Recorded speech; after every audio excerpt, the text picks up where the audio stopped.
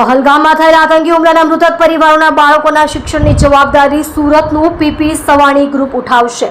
જમ્મુ અને કાશ્મીરના પહલગામમાં થયેલા આતંકવાદી હુમલામાં 26 નિર્દોષ પ્રવાસીઓએ જીવ ગુમાવ્યા અને 20થી વધુ લોકો ગંભીર રીતે ઘાયલ થયા।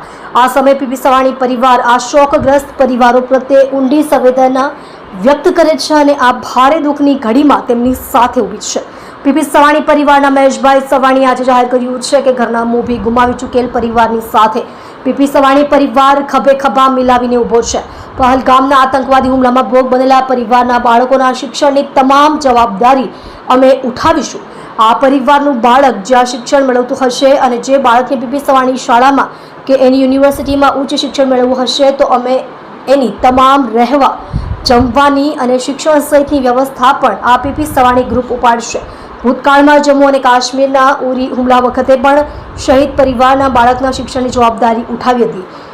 એમ જ આ બીજા હજારો બાળકોના પણ પરિવારના મોભીના જતા રહેવાથી શિક્ષણથી વંચિત ન રહે તેની જવાબદારી સવાણી પરિવાર ઉઠાવતું રહ્યું છે। આજે દેશ આખું દુઃખી છે, વ્યથિત છે અને આક્રોશિત છે। ત્યારે આ પીપી સવાણી પરિવારે ફરી એકવાર પોતાના સંવેદનશીલ સ્વભાવની પ્રતીતિ કરાવીને મૃતક પરિવારના બાળકોના શિક્ષણની જવાબદારી ઉઠાવવાની જાહેરાત કરી છે। સરકાર સાથે સંકલન કરી આ પરિવારનો સંપર્ક કરવામાં આવશે।